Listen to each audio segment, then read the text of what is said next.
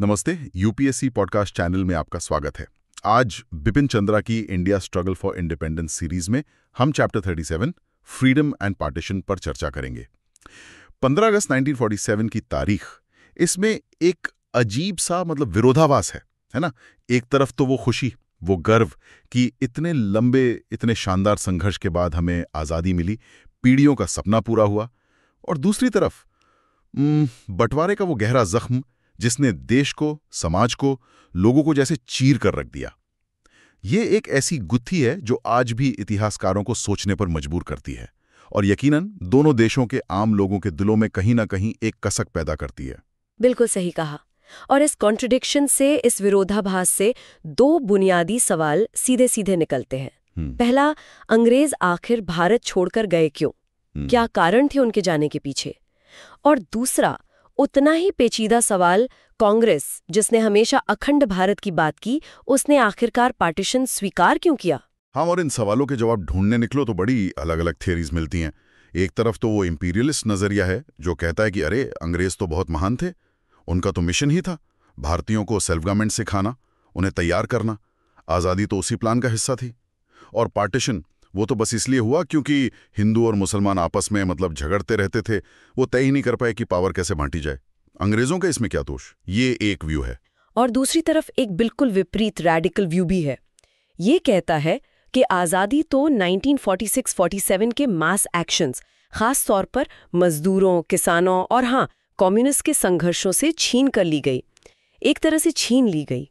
लेकिन कांग्रेस के जो बुर्जुआ नेता थे, वो इस रेवोल्यूशनरी माहौल से डर गए। उन्हें लगा कि सत्ता कहीं उनके हाथ से निकल ना जाए, कंट्रोल न खो जाए, इसलिए उन्होंने अंग्रेजों से डील कर ली, पावर अपने हाथ में ले ली और देश को पार्टीशन की भारी कीमत चुकानी पड़ी। ये एक तरह से धोखे की कहानी बताते हैं। Okay, let's unpack this. ये दोनों ही एक्सप्लेनेशंस कि सब कुछ अंग्रेजों की मेहरबानी थी या सब कुछ एक क्रांति थी जिसे कांग्रेस ने डीरेल कर दिया, सुनने में बड़े सरल लगते हैं, शायद आकर्षक भी। पर इतिहास, खासकर इतना कॉम्प्लेक्स इतिहास, शायद ही कभी इतना सीधा होता है। असलियत इन दोनों एक्सट्रीम्स के बीच कहीं ज्यादा जटिल है ना? प्रिसाइसली। सच्चाई ये है कि आज़ादी और बंटवारे का ये जो ड्युअलिटी है, ये असल में कांग्रेस के नेतृत्व वाले एंटी इंपीरियलिस्ट मूवमेंट की सक्सेस और फेलियर दोनों का आईना है। देखिए, कांग्रेस के सामने दो बड़े और आपस में जुड़े हुए लक्ष्य थे। पहला, भारत के अलग अलग वर्गों, समुदायों, धर्मों, क्षेत्रों के लोगों को एक साथ लाकर उनमें एक भारतीय होने की भावना, एक कलेक्टिव कॉन्शियसनेस जगाना, मतलब एक राष्ट्र का निर्माण करना, नेशन बिल्डिंग जिसे कहते हैं। और दूसरा, इस बनते हुए राष्ट्र के लिए अंग्रेजी हुकूमत से राजनीतिक आज़ादी हासिल करना, पॉलिटिकल इंडिपेंडेंस। तो कांग्रेस ने नेशनलिस्ट चेतना जगाने में, अंग्रेजों पर राजनैतिक और नैतिक दबाव बनाने में तो जबरदस्त कामयाबी हासिल की, इतना कि अंग्रेजों को जाना ही पड़ा। ये उनकी सक्सेस थी। हाँ, इसमें वो पूरी तरह सफल रहे। साम्राज्यवाद को उखाड़ फेंकने में राष्ट्रीय आंदोलन कामयाब रहा, लेकिन राष्ट्र को पूरी तरह से जोड़ने का जो काम था, नेशन बिल्डिंग का जो काम था, वो अधूरा रह गया। खासकर भारतीय मुसलमानों के एक बड़े हिस्से को इस बनते हुए राष्ट्र की मुख्य धारा में पूरी तरह इंटीग्रेट करने में कांग्रेस लीडरशिप सफल नहीं हो पाई। ये एक फेलियर थी। यही अधूरापन, ये फेलियर हमें उस दूसरे विरोधाभास में दिखाई देता है। आज़ादी तो मिली, लेकिन पार्टीशन के साथ एक लक्ष्य पूरा हुआ, दूसरा अधूरा रह गया। चलिए पहले सवाल पर गौर करते हैं। अंग्रेज गए क्यों? वर्ल्ड वॉर 2 के खत्म होते होते ये तो बिल्कुल आईने की तरह साफ हो गया था कि भारत में नेशनलिस्ट फोर्सेस का पलड़ा भारी हो चुका है। अंग्रेज भले ही विश्व युद्ध जीत गए हों, पर भारत की पॉलिटिकल बैटल वो हार चुके थे। हाँ, बिल्कुल। से शायद दूर रहते थे, वो भी अब नेशनल कॉन्शियसनेस की लहर में शामिल हो चुके थे। हमने पिछले अध्यायों में देखा था कि कैसे आईएनए ट्रायल्स यानी आजाद हिंद फौज के सैनिकों पर चले मुकदमे, उसके समय पूरा देश जैसे एक साथ खड़ा हो गया था। आर्म्ड फोर्सेस और ब्यूरोक्रेसी के लोग जो पहले खुलकर सामने नहीं आते थे, अब कांग्रेस की मीटिंग्स में जाने लगे थे, चंदा देने लगे थे, चुनावों में वोट देने लगे थे, और ये सब जताते हुए कर रहे थे। डर खत्म हो रहा था। हाँ, और 1942 के भारत छोड़ो आंदोलन की वीरता, फिर स्टूडेंट्स और आम लोगों का आईएनए और आरआईएन मतलब रॉयल इंडियन नेवी के विद्रोही सैनिकों के समर्थन में बिना डरे सड़कों पर उतरना, ये सब दिखा रहा था कि राष्ट्रवाद की भावना कितनी गहरी जड़ें जमा चुकी थीं। People were genuinely charged up. ऐसा माहौल था जैसे अब आज़ादी लेकर ही रहेंगे। इसी कहानी का एक दूसरा, शायद कम नाटकीय पर उतना ही महत्वपूर्ण पहलू भी था, अंग्रेज अधिकारियों का गिरता हुआ मोरल। और जो भारतीय अफसर या जमींदार वगैरह अंग्रेजों के वफादार लॉयलिस्ट समझे जाते थे, उनकी बदलती हुई निष्ठा। ये कहानी भी नेशनलिज्म की जीत ही बताती है, पर एक अलग तरीके से। ये दिखाती है कि कैसे नेशनल मूवमेंट ने इंपीरियलिस्ट हेजिमनी यानी अंग्रेजी राज के दबदबे और उसकी वैधता की नींव को अंदर से खोखला कर दिया था। कॉलोनियल स्ट्रक्चर के जो पिलर्स थे वो कमजोर पड़ गए थे।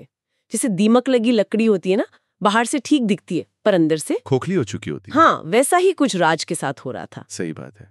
अंग्रेजों का राज सिर्फ बंदूकों के दम पर तो नहीं टिका था। हाँ, सिर्फ बंदूकों पर नहीं टिका था। कुछ हद तक तो भारतीय लोगों की सहमति या कम से कम उनकी चुप्पी, एक्विसेंस जिसे कहते हैं, हाँ, उस पर भी निर्भर था। जमींदार्स, राजे महाराजे, पढ़े लिखे अपर क्लासेस, ये सब लॉयलिस्ट थे जिन्हें अंग्रेजों से पद, उपाधियां, फेवर्स मिलते थे। बिल्कुल। यही लोग स्थानीय स्तर पर एडमिनिस्ट्रेशन चलाते थे, अंग्रेजों की पॉलिसीज का समर्थन करते थे। और इसके अलावा अंग्रेजों ने एक और चीज का बखूबी इस्तेमाल किया, वो था ब्रिटिश जस्टिस और फेयर प्ले का मिथक। एक इल्यूजन बनाया। अंग्रेज अफसर को माई बाप की तरह पेश करना, पैक्स ब्रिटानिका यानी अंग्रेजी राज में शांति और व्यवस्था है, इसका ढिंडोरा पीटना। अंग्रेजी राज की बरकतें जैसी बातों में शायद ही कोई दिल से यकीन करता हो, पर राज का जो एक मजबूती का औरा था कि ये हुकूमत हमेशा रहने वाली है, इसकी नींव हिल नहीं सकती, ये भावना ही लोगों को निष्क्रिय रखने के लिए काफी थी। जैसे आज भी कई बार लोग सोचते ना कि सिस्टम तो ऐसे ही चलेगा, कुछ नहीं बदलेगा, वैसा ही कुछ। Here's where it gets really interesting. इस प्रेस्टीज, इस ऑरा का सबसे बड़ा सिंबल था डिस्ट्रिक्ट ऑफिसर, जो इंडियन सिविल सर्विस ICS से आता था। इसे हेवन बॉर्न सर्विस या राज का स्टील फ्रेम यानी लोहे का ढांचा कहा जाता था। जी हाँ। माना जाता था कि यही वो अफसर हैं जो पूरे भारत को संभाले हुए हैं, the steel frame of the Raj. लेकिन जब ये लॉयलिस्ट्स जहाज छोड़कर भागने लगे, जब राज का प्रेस्टीज धूल में मिलने लगा, जब डिस्ट्रिक्ट ऑफिसर्स और सचिवालयों में बैठे बड़े अफसर खुद ही पस्त हिम्मती दिखाने लगे, तो ये साफ हो गया कि अंग्रेजी राज का जहाज अब डूब रहा है और बहुत तेजी से डूब रहा है। ये कोई अचानक हुई घटना नहीं थी, बल्कि सालों से चल रही अंदरूनी सड़न और बाहरी चोटों का नतीजा था, एक क्यूमुलेटिव इफेक्ट था। तो ICS में इस स्टील फ्रेम में क्या दिक्कतें आनी शुरू हो गई थी? ये ढांचा कैसे कमजोर पड़ गया? कई फैक्टर्स एक साथ काम कर रहे थे। पहला, ICS के लिए यूरोपियन रिक्रूट्स मिलना मुश्किल हो रहा था। ब्रिटेन में अब भारत में आकर नौकरी करने का आकर्षण पहले जैसा नहीं रहा। दूसरा, नेशनलिस्ट प्रेशर और पॉपुलर डिमांड के चलते इंडियनाइजेशन की पॉलिसी अपनानी पड़ी, यानी भारतीयों को भी ICS में भर्ती करना पड़ा। फर्स्ट वर्ल्ड वॉर खत्म होते होते ही ICS में अंग्रेजों का एकाधिकार खत्म होने लगा था। 1939 तक तो ब्रिटिश और इंडियन सदस्यों की संख्या लगभग बराबर हो गई थी। फिर भर्ती पहले कम की गई ताकि ये संतुलन बना रहे, और 1943 में तो भर्ती बंद ही कर दी गई। इसके कुछ आंकड़े भी हैं। कितना बड़ा बदलाव था ये? फिगर्स क्या कहते हैं? हाँ, आंकड़े काफी चौंकाने वाले हैं। बिल्कुल, 1940 से 1946 के बीच ICS अधिकारियों की कुल संख्या 1201 से घटकर सिर्फ 939 रह गई। इसमें ब्रिटिश ICS ऑफिशियल्स की संख्या 587 से घटकर 429 हुई और इंडियन ICS ऑफिशियल्स की 614 से 510 हो गए, मतलब दोनों में गिरावट आई। और सोचिए, 1946 तक बंगाल जैसे महत्वपूर्ण प्रांत में 65 सीनियर पोस्ट के लिए सिर्फ 19 ब्रिटिश ICS अधिकारी बचे थे। सिर्फ 19? हाँ, आप सोच सकते हैं कि प्रशासन चलाना कितना मुश्किल हो गया होगा। मैन पावर की भारी कमी थी। बाप रे, ये तो वाकई स्टील फ्रेम में जंग लगने जैसा था। और सुनने में आया है कि जो नए अंग्रेज अफसर आ भी रहे थे, वो पहले वाले टाइप के नहीं थे।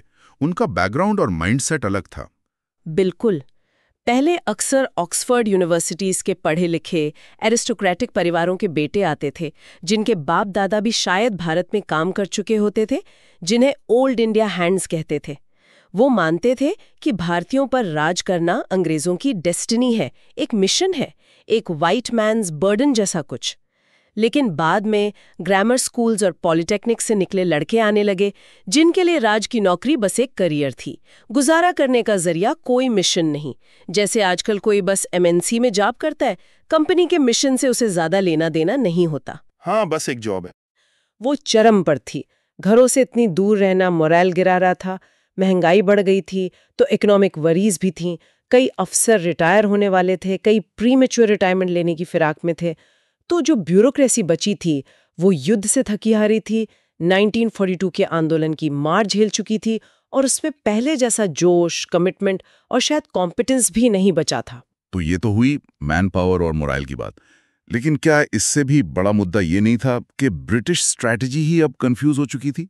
उसके अपने कॉन्ट्रडिक्शन सामने आ रहे थे।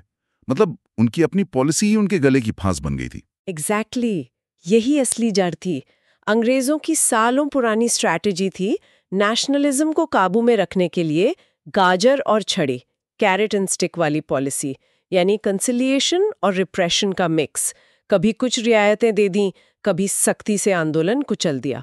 लेकिन 1942 के क्रिप्स ऑफर के बाद, जिसमें युद्ध के बाद डोमिनियन स्टेटस और संविधान सभा का वादा था, अब रियायत के नाम पर देने के लिए ट्रांसफर ऑफ पावर यानी पूरी आज़ादी के सिवा कुछ बचा ही नहीं था। अब वो और क्या ऑफर करते? अब तो बस यही तय होना था कि सत्ता कैसे सौंपी जाए, उसकी डिटेल्स क्या होंगी। और इस सिचुएशन में कांग्रेस की स्ट्रैटेजी ज्यादा कारगर साबित थी।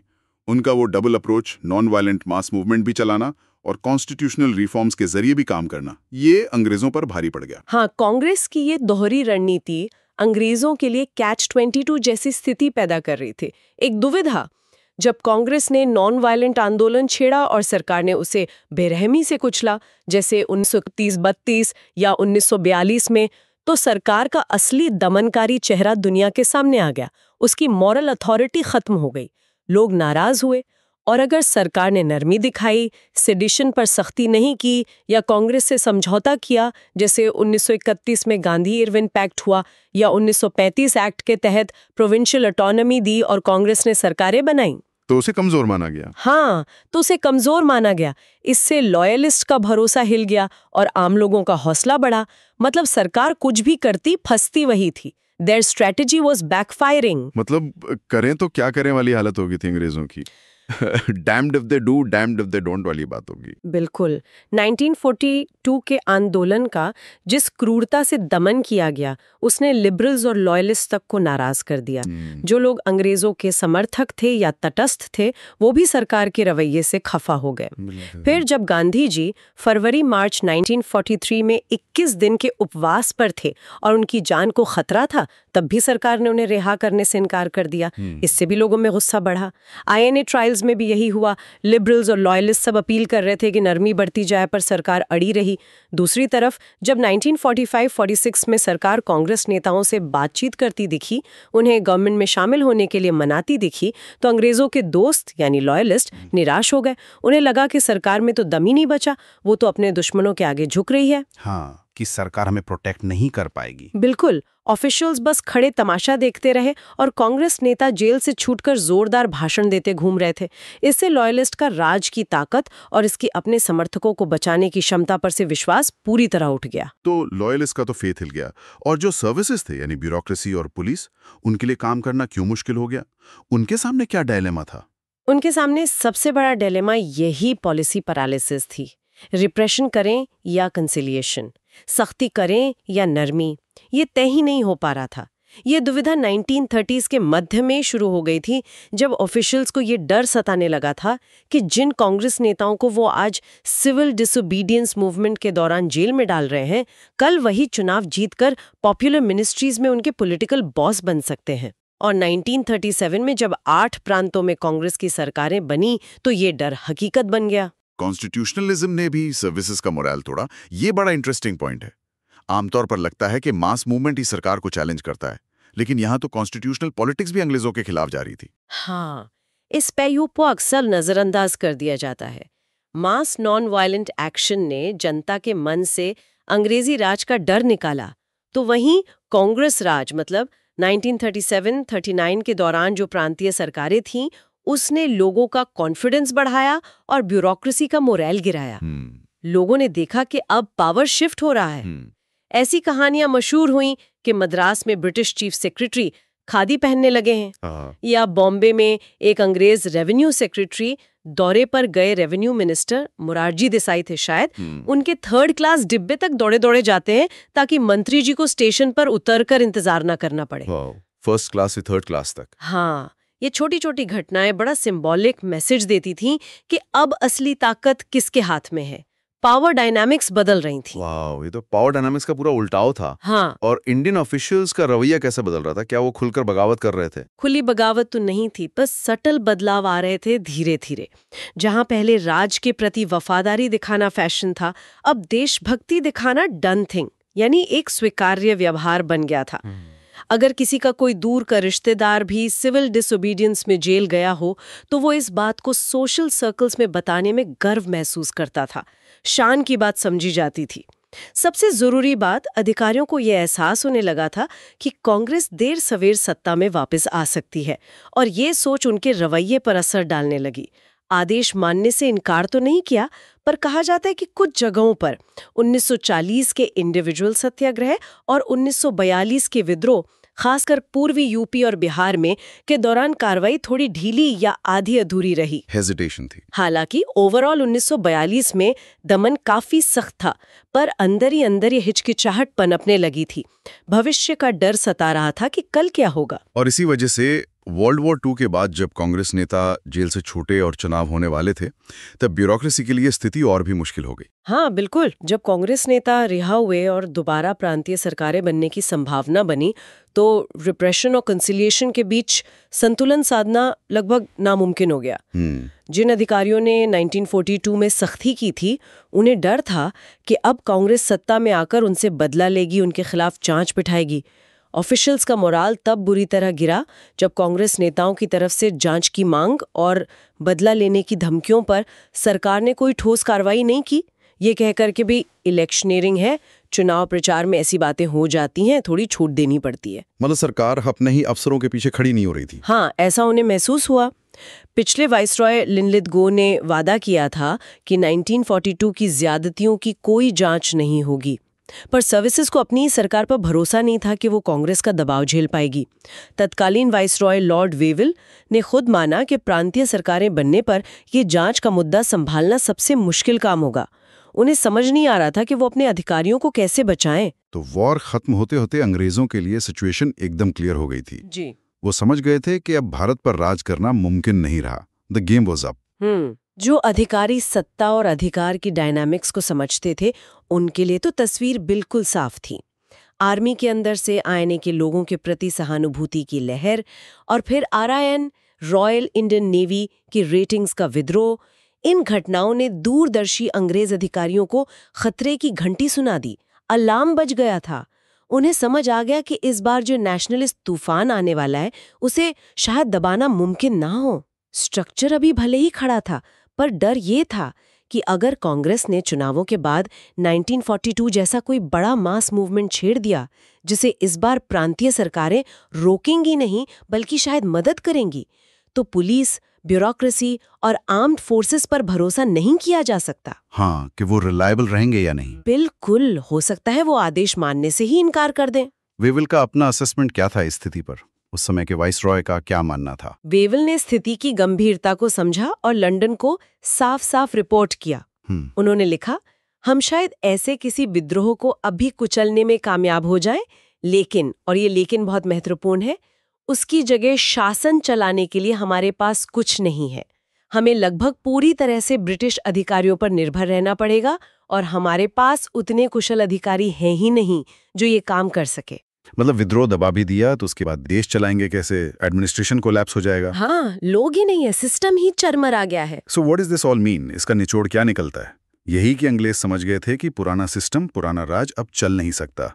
They had to cut their losses and figure out an exit strategy. Exactly. एक बार जब ये मान लिया गया कि ब्रिटिश रूल अपने पुराने आधार पर अब ज्यादा दिन टिक नहीं सकता, तो ब्रिटिश पॉलिसी मेकर्स का मुख्य लक्ष्य बदल गया।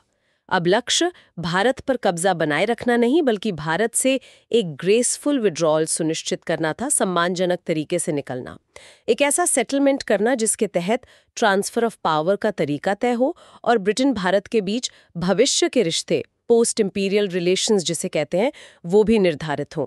ब्रिटिश सरकार जानती थी कि भविष्य में भारत के साथ अच्छे संबंध बनाए रखने के लिए और एक और बड़े जन आंदोलन के खतरे को टालने के लिए एक समझौता करना जरूरी है। और क्योंकि वो फेलियर अफोर्ड नहीं कर सकते थे, इसलिए उन्हें ऐसी रियायतें देनी पड़ी जो काफी हद तक कांग्रेस के मांगों को पूरा करती हों। They couldn't risk another massive uprising which they might not be able to control. और कांग्रेस की सबसे बड़ी मांग तो क्विट इंडिया भारत छोड़ो ही थी। हाँ, इसीलिए कैबिनेट मिशन मार्च 1946 में भारत भेजा गया।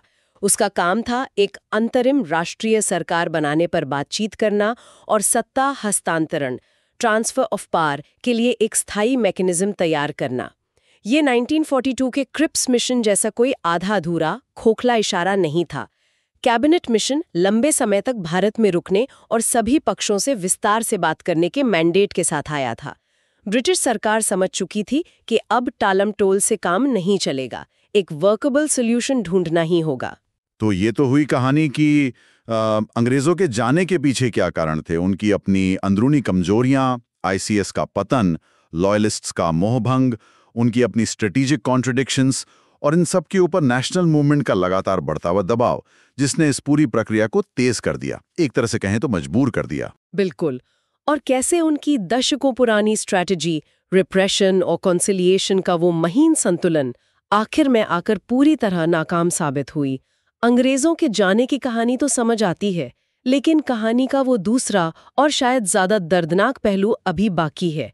पार्टीशन क्यों हुआ और कांग्रेस, जिसने हमेशा इसका विरोध किया, उसने आखिर इसे स्वीकार क्यों किया? ये सवाल अब हमारे सामने खड़ा है। सही कहा।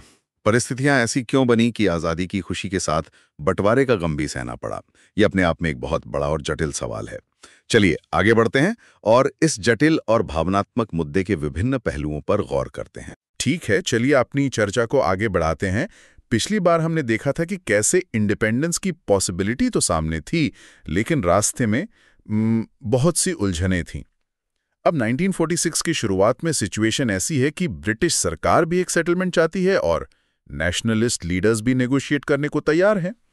मगर आज़ादी जो 1946 में लगभग तय लग रही थी, उसको हकीकत बनने में मिड 1947 तक आप कह सकते हैं खून की नदियां बहनी बाकी थीं। बिल्कुल। अर्ली 1946 तक आते आते जो मेन कॉन्फ्लिक्ट था, इंपीरियलिज्म वर्सेस नेशनलिज्म, वो प्रिंसिपल में तो रिजॉल्व हो गया था, पर अब फोकस शिफ्ट हो गया था। अब स्टेज पर थे 3 अलग-अलग विजन्स की जंग। ब्रिटिश क्या चाहते थे पोस्ट इंपीरियल ऑर्डर में, कांग्रेस का नजरिया क्या था और मुस्लिम लीग क्या सोच रही थी। ये तीनों पर्सपेक्टिव्स अब सेंटर स्टेज पर थे। हमारी ये चर्चा इन्हीं एक्सर्प्स पर बेस्ड है जो पार्टीशन और ट्रांसफर ऑफ पावर के प्रोसेस को डिटेल में बताते हैं। हाँ, तो ये 3 डिस्टिंक्ट प्लेयर्स थे और तीनों के अपने अपने गोल्स थे। कांग्रेस का डिमांड तो क्लियर था कि पावर एक यूनाइटेड सेंटर को ट्रांसफर हो, और जहां तक माइनॉरिटी कम्युनिटीज की डिमांड्स की बात है, जैसे मुस्लिम मेजॉरिटी प्रोविंसेस को ऑटोनॉमी देना या इवन सेसेशन का राइट, उनका कहना था कि ये सब ब्रिटिश के जाने के बाद डिसाइड किया जाए। बेसिकली पहले घर हमारे हवाले करो, फिर हम आपस में सुलझा लेंगे कि कौन सा कमरा किसका होगा, कुछ ऐसा। राइट। और ब्रिटिश का व्यू पॉइंट, सोर्स कहता है उनका प्राइमरी इंटरेस्ट था एक यूनाइटेड इंडिया में जो ब्रिटेन का स्ट्रेटेजिक अलाई बना रहे और कॉमनवेल्थ डिफेंस में एक्टिव पार्टनर हो। उन्हें लगा कि एक डिवाइडेड इंडिया डिफेंस के लिए कमजोर होगा, जॉइंट डिफेंस प्लान्स फेल हो जाएंगे और ये उनकी ग्लोबल स्टैंडिंग पर मतलब एक धब्बा होगा। इंटरेस्टिंगली सोर्स ये पॉइंट आउट करता है कि उस वक्त ब्रिटेन ने पाकिस्तान को अपना नेचुरल फ्यूचर अलाइन नहीं देखा था।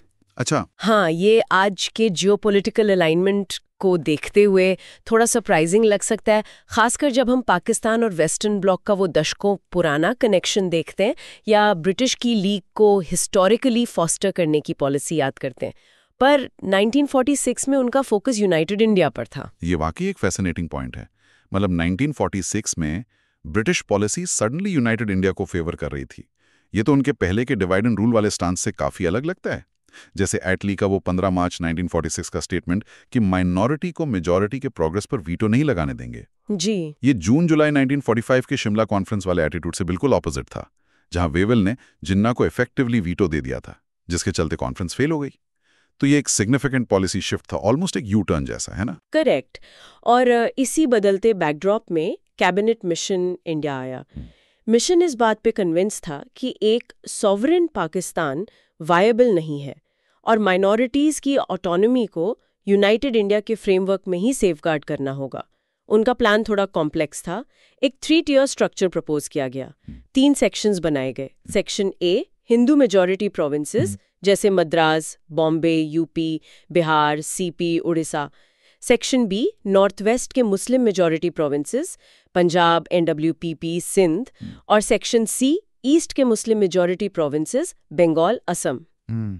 प्लान ये था कि ये सेक्शंस पहले अपने ग्रुप कॉन्स्टिट्यूशंस बनाएंगे और फिर मिलकर यूनियन कॉन्स्टिट्यूशन डिसाइड करेंगे।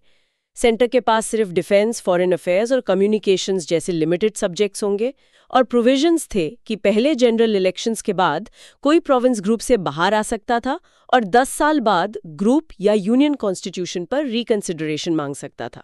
लेकिन इस प्लान में भी इनहेरेंट कॉन्ट्रडिक्शंस थे, है ना? कांग्रेस का मेन ऑब्जेक्शन था कि प्रोविंसेस को ग्रुप ज्वाइन ना करने का ऑप्शन शुरू में ही मिलना चाहिए, इलेक्शंस का वेट क्यों? उनके लिए क्रूशल थे असम सेक्शन सी में बंगाल के साथ और एनडब्ल्यूएफपी सेक्शन बी में पंजाब सिंध के साथ। दोनों कांग्रेस रूल्ड प्रोविंसेस थे जिन्हें वो मुस्लिम लीग डोमिनेटेड ग्रुप्स में जाने से बचाना चाहते थे। बिल्कुल। दूसरी तरफ लीग चाहती थी कि प्रोविंसेस को यूनियन कॉन्स्टिट्यूशन पर अभी से सवाल उठाने का हक हो, 10 साल वेट ना करना पड़े। और सबसे बड़ी कंफ्यूजन थी, ग्रुपिंग कंपल्सरी थी या ऑप्शनल। मिशन ने कंफ्यूजिंगली कहा कि ग्रुपिंग ऑप्शनल है पर सेक्शंस में शामिल होना कंपल्सरी। हाँ, ये तो वैसी बात हुई कि कॉलेज आना ऑप्शनल है पर अपनी क्लास में बैठना कंपल्सरी है। मिशन ने इस एम्बिग्विटी को क्लियर करने के बजाय डेलिबरेटली वेग रखा। शायद कंस्ट्रक्टिव एम्बिग्विटी का अटेम्प्ट था, ये सोचकर के दोनों साइड्स अपने मतलब निकालकर मान जाएंगे। और इस एम्बिग्विटी का नतीजा वही हुआ जिसका डर था। दोनों कांग्रेस और लीग ने प्लान को अपने अपने तरीके से इंटरप्रेट किया और एक्सेप्ट कर लिया। कांग्रेस ने इसमें यूनिटी देखी। पटेल ने कहा कि ये प्लान पाकिस्तान के अगेंस्ट है, लीग का वीटो खत्म हो गया और एक ही कॉन्स्टिट्यूट असेंबली बनेगी। जी। लीग ने 6 जून को प्लान एक्सेप्ट किया, ये कहते हुए कि कंपल्सरी ग्रुपिंग में उनके लिए पाकिस्तान का फाउंडेशन इंप्लाइड है, एक तरह से पाकिस्तान बाय डिफॉल्ट। दोनों साइड्स को लगा कि उनकी जीत हुई है, बिल्कुल वैसे जैसे कभी कभी प्रॉपर्टी के पेपर में दोनों पार्टीज को लगता है कि क्लॉज उनके फेवर में। बिल्कुल सही। फिर आया वो फेमस मोमेंट, नेहरू का 7 जुलाई 1946 का AICC यानी ऑल इंडिया कांग्रेस कमेटी में दिया गया भाषण। उन्होंने कहा, हम किसी भी चीज से बंधे नहीं है सिवाय इसके कि हमने कॉन्स्टिट्यूएंट असेंबली में जाने का फैसला किया है। इसका मतलब उन्होंने ये सिग्नल किया कि असेंबली सॉवरन होगी और अपने प्रोसीजर के रूल्स खुद डिसाइड करेगी। वो कैबिनेट मिशन प्लान की डिटेल से पूरी तरह बाउंड नहीं है। अच्छा। जिन्ना ने इस स्टेटमेंट को पकड़ लिया और इसे कांग्रेस के प्लान को सैबोटाज करने का इंटेंशन बताया। नतीजा, 29 जुलाई को लीग ने मिशन प्लान से अपना एक्सेप्टेंस विड्रॉ कर लिया। एक क्रूशियल टर्निंग पॉइंट। सोचिए, एक पब्लिक स्टेटमेंट, शायद उसके सारे इम्प्लीकेशन सोचे बिना दिया गया, ने कैसे पूरा पॉलिटिकल मोमेंटम बदल दिया। ये हिस्ट्री में बार बार होता है, एक स्टेटमेंट, एक मिस इंटरप्रिटेशन और पूरी नेगोशिएशन डीरेल हो जाती है। बिल्कुल। अब ब्रिटिश गवर्नमेंट के सामने वही पुराना डिलेमा आ गया। क्या सिर्फ कांग्रेस के साथ इंटरिम गवर्नमेंट बनाएं या लीग के अग्रीमेंट का वेट करें? वेवल, जो शिमला में वेट कर चुके थे, अब भी कॉशियस थे और वेट करना चाहते थे। लेकिन लंदन में बैठे सेक्रेटरी ऑफ स्टेट का प्रेशर था कि कांग्रेस का कॉपरेशन जरूरी है उनके फ्यूचर स्ट्रेटेजिक इंटरेस्ट के लिए। तो 2 सितंबर 1946 को सिर्फ कांग्रेस मेंबर्स के साथ इंटरिम गवर्नमेंट बना दी गई जिसमें नेहरू डी फैक्टो हेड थे। ये लीग के उस स्टैंड के खिलाफ था कि कोई भी सेटलमेंट उनकी मर्जी के बिना नहीं हो सकता है। इफेक्टिवली उनका वीटो बाईपास कर दिया गया। यहाँ ब्रिटिश पॉलिसी का एक और यू टर्न दिखता है ना। सोर्स पॉइंट करता है कि पहले उन्होंने कम्युनल फोर्सेस को इनकरेज किया, कांग्रेस की लेजिटिमेसी को क्वेश्चन किया। अब जब उन्हें पोस्ट इंडिपेंडेंस लिंक्स की जरूरत थी, अपने स्ट्रेटेजिक इंटरेस्ट सिक्योर करने थे, तो उन्होंने कांग्रेस को इंपॉर्टेंस दी। हाँ, मतलब राज कंटिन्यू करने की पॉलिसी अलग थी और विड्रॉल की पॉलिसी अलग। Classic case of shifting priorities. लेकिन जिन्ना इतनी आसानी से हार मानने वाले नहीं थे। उन्होंने ब्रिटिश पीएम एटली को वार्न किया कि अगर ब्रिटिश ने कांग्रेस के आगे सरेंडर किया तो मुस्लिम्स को खून बहाना पड़ सकता है। और डायरेक्ट एक्शन का कॉल तो वो दे ही चुके थे। जिन्ना ने इफेक्टिवली कहा कि अब फैसला कमेटी रूम्स में नहीं, स्ट्रीट्स के वाइडर इलेक्टोरेट में होगा। और इसका रिजल्ट एक्सट्रीमली ट्रैजिक था। लेकर रहेंगे पाकिस्तान, लड़के लेंगे पाकिस्तान के नारों के बीच 16 अगस्त 1946 को कलकत्ता में भयानक कम्युनल वायलेंस भड़क उठी, जिसे ग्रेट कलकत्ता किलिंग्स कहा जाता है। मुस्लिम कम्युनल ग्रुप्स ने शुरुआत की और फिर हिंदू कम्युनल ग्रुप्स ने रिटेलिएट किया। सोर्स के मुताबिक 5000 से ज्यादा लोग मारे गए। बाप रे। अब ब्रिटिश अथॉरिटीज को रियलाइज हुआ कि उन्होंने जिस फ्रैंकेनस्टाइन मॉन्स्टर यानी कम्युनल पॉलिटिक्स को पालने में मदद की थी, वो अब उनके कंट्रोल से बाहर हो गया है। लेकिन अब बहुत देर हो चुकी थी। वो जिन्ना की सिविल वॉर ट्रिगर करने की कैपेसिटी से डर गए और इसी डर में उन्होंने लीग को अपीज करने का फैसला किया। वेवल ने लंदन के प्रेशर में लीग को 26 अक्टूबर 1946 को इंटरिम गवर्नमेंट में शामिल कर लिया। ये तब किया गया जब लीग ने ना तो मिशन प्लान एक्सेप्ट किया था, ना ही डायरेक्ट एक्शन की पॉलिसी छोड़ी थी। आर्ग्यूमेंट दिया गया कि लीग के बिना गवर्नमेंट में सिविल वॉर इनएविटेबल था। जिन्ना ने इफेक्टिवली वायलेंस का लेवरेज इस्तेमाल करके पावर शेयर हासिल कर लिया। ये तो जबरदस्त पॉलिटिकल मैनूवरिंग थी, धमकी और वायलेंस के डर से गवर्नमेंट में एंट्री। लेकिन कांग्रेस का क्या रिएक्शन था? वो शुरू से कह रहे थे कि ब्रिटिश या तो लीग का एटीट्यूड बदलवाएं या उन्हें गवर्नमेंट से निकलवाएं। सोर्स ये भी नोट करता है कि लियाकत अली खान को छोड़कर लीग के बाकी सारे नॉमिनीज गवर्नमेंट चलाने के लिए सेकंड रेटर्स थे। जी। इससे क्लियर था कि उनका मकसद सिर्फ पावर में हिस्सा लेना था, एक्चुअल गवर्नेंस या रिस्पॉन्सिबिलिटी नहीं। शायद जिन्ना समझ गए थे कि एडमिनिस्ट्रेशन को सिर्फ कांग्रेस के हाथ में छोड़ना उनके पाकिस्तान के गोल के लिए खतरनाक है। उन्हें गवर्नमेंट के अंदर एक फुट होल्ड चाहिए था जहां से वो पाकिस्तान के लिए लड़ सकें। तो उनके लिए interim government civil war by other means थी, सिस्टम को अंदर से डिसरप्ट करना। एग्जैक्टली। और वही हुआ।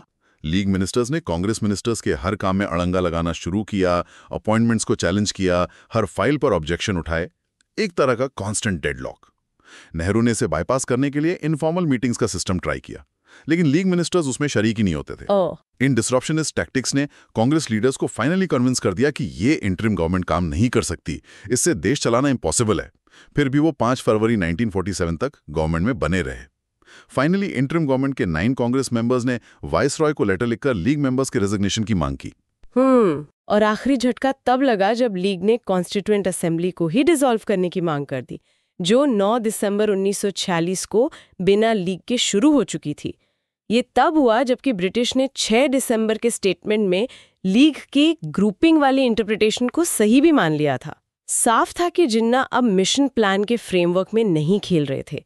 उनका एम अब डायरेक्ट पाकिस्तान था। प्लान ए मिशन प्लान से plan B direct action for Pakistan पर शिफ्ट हो चुके थे। इस बढ़ते हुए क्राइसिस को टेम्पररी डिफ्यूज करने की कोशिश की गई एटली के 20 फरवरी 1947 के पार्लियामेंट स्टेटमेंट से। इसमें 2 बड़ी बातें थीं। एक, ब्रिटिश विड्रॉल की फाइनल डेट फिक्स कर दी गई 30 जून 1948। 2, नए वाइसरॉय लॉर्ड माउंटबैटन की अपॉइंटमेंट अनाउंस हुई। हाँ। उम्मीद ये थी कि एक डेडलाइन से पार्टीज पर एग्रीमेंट के लिए प्रेशर बनेगा, जैसे एग्जाम डेट अनाउंस होने पर स्टूडेंट्स सीरियस हो जाते हैं, और इंडियंस को भी फाइनली यकीन हो जाएगा कि ब्रिटिश जाने के लिए सिंसियर हैं। लेकिन सोर्स ये भी सजेस्ट करता है कि ये शॉक थेरेपी वाली होप शायद बाद में जोड़ी गई।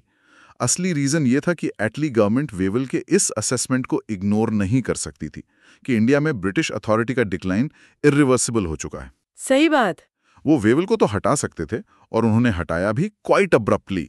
वेवल को खबर मिलने से पहले दिल्ली में गॉसिप फैल गया था, लेकिन उनकी रिपोर्ट की सच्चाई को नहीं झुटला सकते थे। तो 20 फेब का स्टेटमेंट एक तरह से वेवल की ही एनालिसिस का पब्लिक एक्सेप्टेंस था, भले ही क्रेडिट उनको ना मिला हो। खैर, आज़ादी की फाइनल डेट की खबर ने जो इंटरनल कॉन्फ्लिक्ट से मायूसी आ गई थी, उससे कुछ हद तक कम किया। कांग्रेस सर्कल्स में स्टेटमेंट का जबरदस्त स्वागत हुआ, फाइनल प्रूफ कि ब्रिटिश जा रहे हैं। स्टेटमेंट में पार्टीशन भी इम्प्लाइड था। अगर कॉन्स्टिट्यूएंट असेंबली फुली रिप्रेजेंटेटिव नहीं हुई, यानी मुस्लिम मेजॉरिटी प्रोविंसेस नहीं जुड़े, तो पावर एक से ज्यादा सक्सेसर स्टेट्स को ट्रांसफर होगी।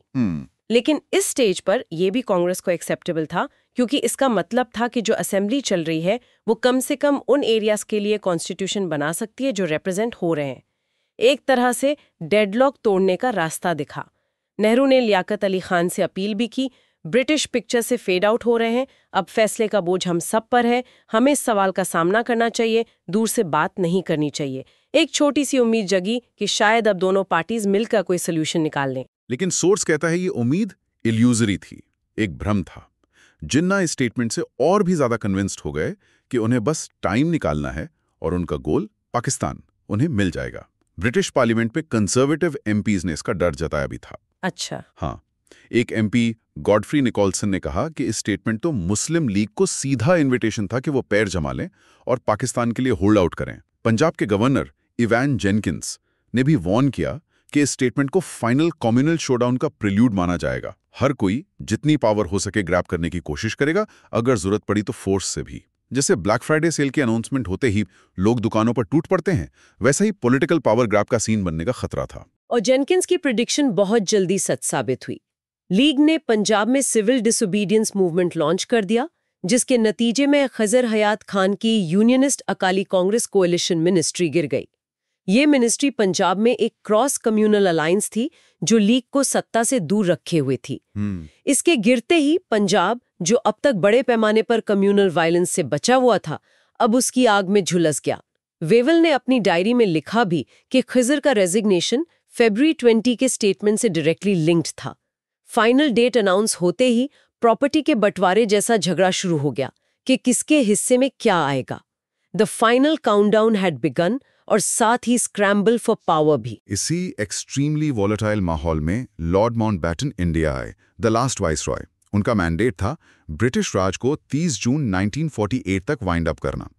यहां सोर्स माउंटबैटन के कुछ क्लेम्स को भी चैलेंज करता है। माउंटबैटन ने बाद में क्लेम किया कि विड्रॉल की टाइम लिमिट उनका आइडिया था, लेकिन सोर्स बताता है कि ये बेसिक आइडिया वेवेल का था, जिसे एटली ने रिफाइन किया। माउंटबैटन ने सिर्फ एक स्पेसिफिक कैलेंडर डेट 30 जून 1948 इंसिस्ट की थी। अच्छा, थोड़ा क्रेडिट लेने वाली बात लगती है, जैसे ग्रुप प्रोजेक्ट में आइडिया किसी और का हो पर प्रेजेंटेशन कोई और देकर सारा क्रेडिट ले जाए। हाँ, और उनका ये क्लेम भी कि उनके पास प्लेनिपोटेंशियरी पावर्स थे, यानी उन्हें हर चीज के लिए लंदन से पूछने की जरूरत नहीं थी। ये भी मिसलीडिंग है। यस, उन्हें पहले के वाइसरॉय से ज्यादा फ्रीडम ऑफ एक्शन दी गई थी। उनका रॉयल बैकग्राउंड और पर्सनैलिटी काफी इन्फ्लुएंशियल थे। जी हाँ। लेकिन रिकॉर्ड्स बताते हैं कि उन्होंने हर इंपॉर्टेंट स्टेज पर लंदन से कंसल्ट किया, अपने चीफ ऑफ स्टाफ इज़्मे को लंदन भेजा और फाइनली 3 जून प्लान पर अप्रूवल लेने के लिए खुद भी गए। उनके पास हिज मैजेस्टीज गवर्नमेंट का क्लियर डायरेक्टिव था, पहले यूनिटी और डिवीजन दोनों के ऑप्शंस एक्सप्लोर करो अक्टूबर 1947 तक, और फिर एडवाइस करो कि पावर कैसे ट्रांसफर की जाए। तो वो कोई ब्लैंक चेक लेकर नहीं आए थे। लेकिन माउंटबैटन को इंडिया आने के बाद बहुत जल्दी समझ आ गया कि उनके पास रियल चॉइसेस बहुत कम हैं। 2 महीने के अंदर ही उन्होंने कंक्लूड कर लिया कि कैबिनेट मिशन प्लान अब एक डेड हॉर्स है, उस पे और टाइम वेस्ट करना बेकार है। जिन्ना पाकिस्तान से कम किसी भी चीज पर कॉम्प्रोमाइज करने को तैयार नहीं थे। माउंटबैटन ने उन्हें मनाने की कोशिश की पर नाकाम रहे। सोर्स में लिखा है, he gave the impression that he was not listening, impossible to argue with, intent on his Pakistan। ऐसा सिंगल माइंडेड फोकस या कहें स्टबर्ननेस कभी-कभी हमें पॉलिटिक्स में या इवन पर्सनल लाइफ में देखने को मिलता है, जहां नेगोशिएशन इम्पॉसिबल हो जाता है। तो ब्रिटिश के सामने ऑप्शंस क्या थे? अगर वो इंडिया को यूनाइटेड रखना चाहते थे तो उन्हें सिर्फ मीडिएटर बने रहने से काम नहीं चलता, उन्हें एक्टिवली इंटरवीन करना पड़ता, कम्युनल एलिमेंट्स को डिसाइसिवली सप्रेस करना पड़ता, शायद फोर्स भी यूज करना पड़ता। ये करने को वो तैयार नहीं थे। एटली ने बाद में कहा, हमने यूनाइटेड इंडिया प्रेफर किया होता, हम ट्राई करने के बाद भी नहीं कर पाए। लेकिन सोर्स इस पर सवाल उठाता है, ये कहकर कि उन्होंने शायद इजी वे आउट लिया। यूनिटी के लिए जेन्युइनली फाइट करने का मतलब होता उन फोर्सेस के साथ खड़े होना जो यूनिटी चाहते थे, मेनली कांग्रेस, और उनका मुकाबला करना जो उसे अपोज कर रहे थे, लीग। बिल्कुल। इसके बजाय ब्रिटिश ने अपनी प्रायोरिटी शिफ्ट कर दी। एक स्ट्रॉन्ग यूनाइटेड इंडियन अलाई की जगह उन्होंने 2 पोटेंशियल डोमिनियंस, इंडिया और पाकिस्तान को टारगेट किया, जो दोनों ब्रिटेन के अलाइज बनेंगे और मिलकर कॉमनवेल्थ डिफेंस में वही पर्पस सर्व करेंगे जो यूनाइटेड इंडिया से एक्सपेक्टेड था। अब उनका गोल था दोनों की गुडविल कैसे सिक्योर की जाए। ये एक प्रैग्मेटिक, परहैप्स सिनिकल शिफ्ट था, आइडियल छोड़कर प्रैक्टिकल पर फोकस। और इसी शिफ्ट से निकला माउंटबैटन का formula, divide India but retain maximum unity. बड़ा क्लेवर फ्रेज है। इसका मतलब पार्टीशन तो होगा, जिन्ना की डिमांड मानी जाएगी, लेकिन पंजाब और बंगाल का भी पार्टीशन होगा, ताकि जो पाकिस्तान बने वो मॉथ ईटन या लिमिटेड हो, जैसा कांग्रेस चाहती थी। हाँ। और क्योंकि कांग्रेस से उनका सबसे बड़ा पॉइंट यूनिफाइड इंडिया कंसीड करवाया जा रहा था, तो उनके बाकी सारे डिमांड्स मान लिए गए, जैसे प्रिंसली स्टेट्स को इंडिपेंडेंस का ऑप्शन ना देना, जिससे इंडिया के और फ्रैगमेंटेशन का खतरा था, बंगाल की यूनिटी का अलग प्लान, सोहरावर्दी का आइडिया रिजेक्ट करना, हैदराबाद को इंडिया के इन्फ्लुएंस में रखना। इन सब पर माउंटबैटन ने कांग्रेस को फर्मली सपोर्ट किया। उनका मेन आर्ग्यूमेंट था कि इंडिया की गुडविल सिक्योर करना जरूरी है अगर उसे कॉमनवेल्थ में रखना है। एसेंशली इंडिया को अपीज करना पड़ा। इसी लॉजिक से बना 3 जून 1947 प्लान, जिसे माउंटबैटन प्लान भी कहते हैं।